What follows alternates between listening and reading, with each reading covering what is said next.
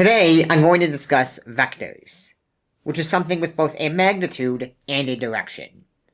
Distance, velocity, acceleration, force, and momentum are all examples of vectors. These all indicate a connection between a starting point and an end point. To graph a vector, just draw an arrow between the initial point to the terminal point. A vector can be between any 2 points, but oftentimes the starting point is set as the origin of the coordinate system, to make calculations easier. To indicate a variable as a vector, you usually just draw a little arrow over it, although other methods are sometimes used. There are a couple of ways to mathematically describe a vector. The first is polar form. Looking at a coordinate system, polar form gives us the length of the vector and the angle with respect to the x-axis. This works quite well in 2 dimensions. However, our world has 3 spatial dimensions. In 3 dimensions, polar form manifests itself as either cylindrical, with an added linear z component, or spherical with a second angle. In certain situations, with either cylindrical symmetry, such as a rod, or spherical symmetry, such as an atom, these coordinate systems can be very useful.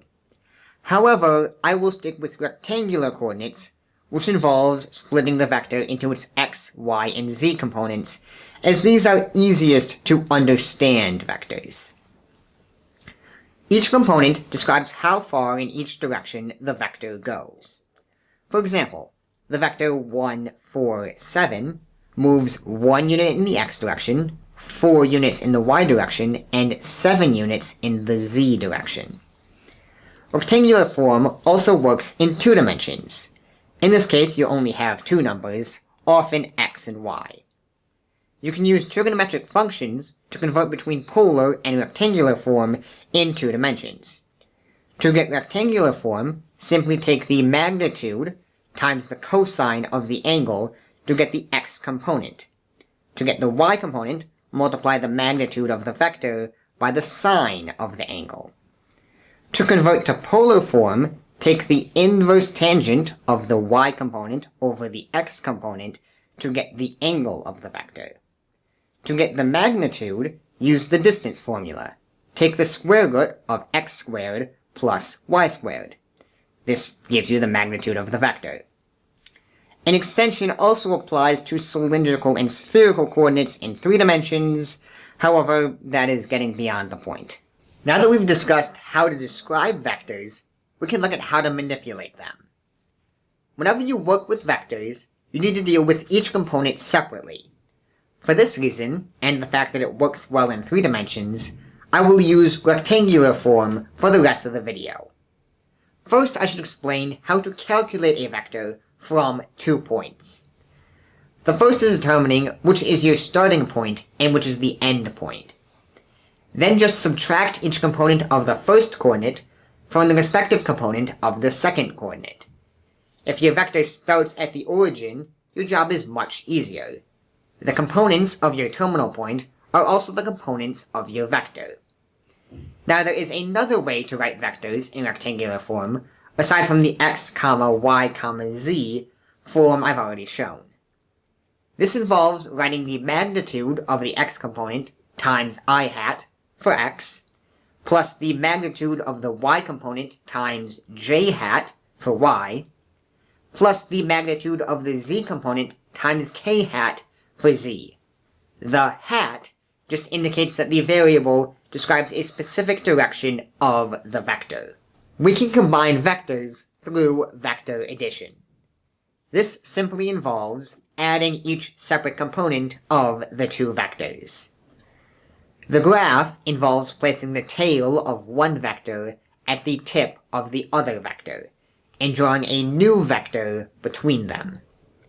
We can also subtract vectors. However, this involves me introducing a new term, scalars. A scalar is just something with only magnitude. It doesn't have a specific direction.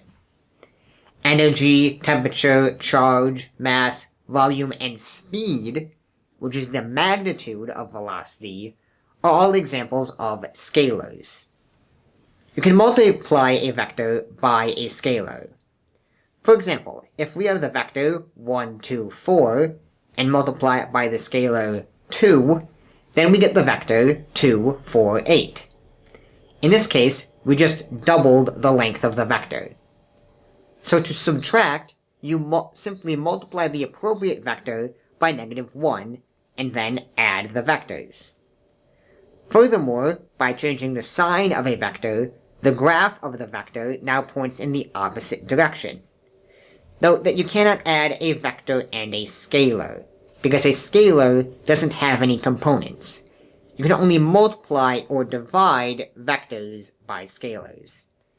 We can also take the derivative or integral of a vector.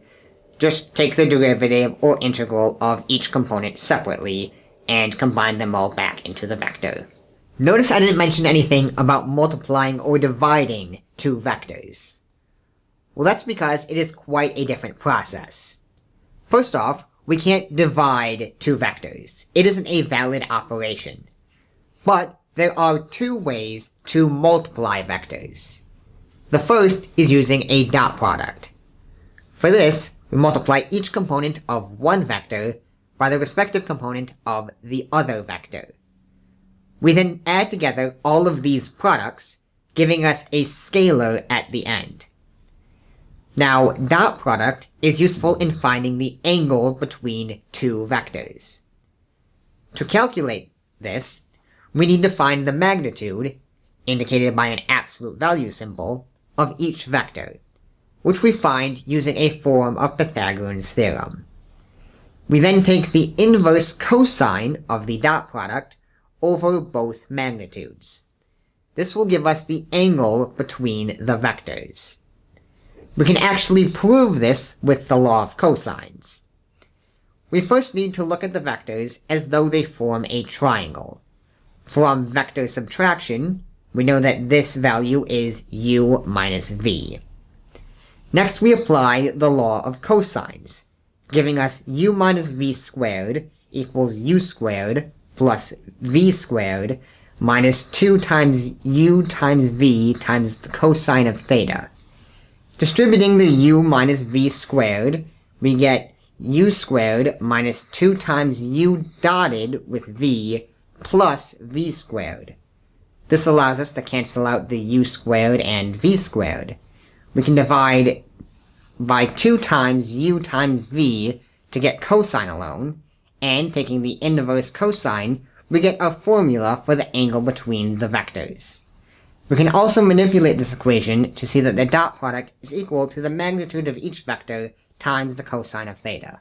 The other type of multiplication is the cross product.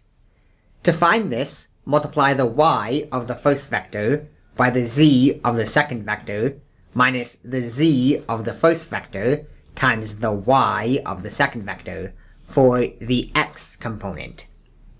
For the y and z components, follow a similar procedure, but this time use the z and x components and the x and y components, respectively.